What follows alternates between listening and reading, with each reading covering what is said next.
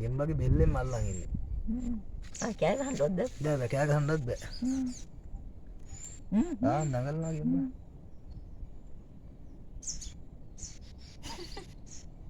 බලන්න ලොකු අම්මා ඌ අල්ලගත්ත විදිය ඇවිල්ලා. ඒ හිමීට මේ වෙප්පට කොටේ දාන්න තිනේ. මෙන්න මේ ගුහාව තියෙන්නේ. මේ ෆවුන්ඩේෂන් එක. ඒ ගුලින් ගත්තේ. ඒක ගෙම්බට යන්නේ නමන් නැතුණා කොහොමද? කොහොම හරි ඔක්කොම ටික ගින ගන්නවා පුතා.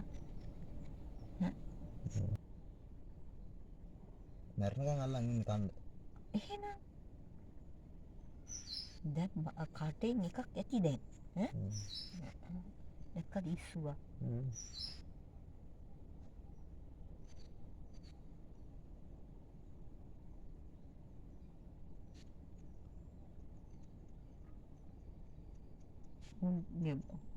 පුළුවන් නාරගත්තා.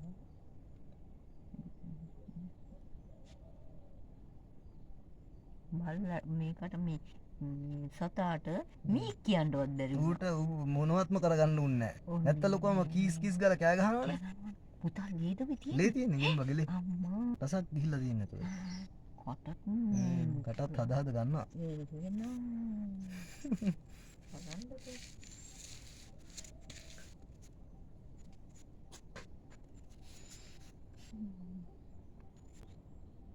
මේ පැත්තෙන් කටද තියෙන්නේ? ගෙම්බගේද? ගෙම්බගේ ඔළුව ගිල්ලලා තියෙන්නේ. ගිල්ලලා තියෙන්නේ. ගෙම්බගේ ඔළුව ගිල්ලලා තියෙන්නේ මේක. ඔළුව තියෙන කට ඇතුලේ අර. මේ පැත්තේ මොකද්ද පේන්නේ? ඒ සර්පයාගේ ඔළුවනේ පේන්නේ. එහෙමද? ඔව්. මේ තියෙන්නේ ඌගේ ඔළුව තියෙන්නේ. ඔය කට හදා හදා කකුල් දෙකක් තියෙනවනේ දැන් මේ පැත්තෙන් මේ පිටිපස්ස කකුල් දෙක තමයි මේ ඔය තියෙන්නේ. ඔව්. බලන්න යන්න අපි මේ. අපි මේක සද්ද කරනවා. ආන්නේ අතනේ මන් දැක්කේ ඒක. අතක් ඇඹරලා තියෙන්නේ. ඒක අතක් නේ. හීන් කළ එකතු කරලා ගන්නවා කටින් අය මොකද අතින් ගන්නටේ. ඒ හරි ගස්සනවා පුතා. උඩ දාලත් අල්ලනවා උඩ දාලා හරි ගස්ස ගන්නවා. ආන් එකතු කර ගන්නවා පුතා. අත් දෙකේම ඇතුළට යන්න. කොහොම බලන්න බෙල්ල ගාව දැන් අර. ඔව්. ගත්ත අත් දෙකත් ඇතුළට පුතා. තව ඩීගයි තියෙන්නේ. තව ටිකයි තියෙන්නේ. ඔන්න ටික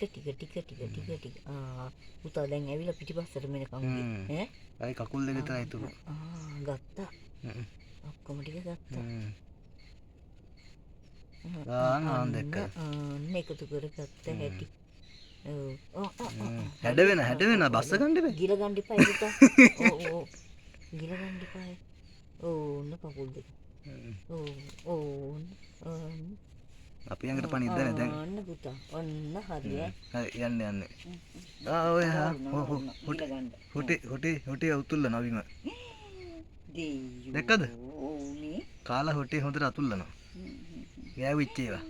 ඊයද අර පිහිනවා. කොහොමද වැඩේ? අනිත් අය දනගයි කියලා දැන්. හොඳට කටත් පියගත්තා. බලන්න ගියා බඩට. ඉතින් ලොකම පේන්නේ නැහනේ බඩේ දැන් ඉන්නයි කියලා එකෙක්. එහෙනම් නේද? බුද්ධිද හදාගෙන ගියා.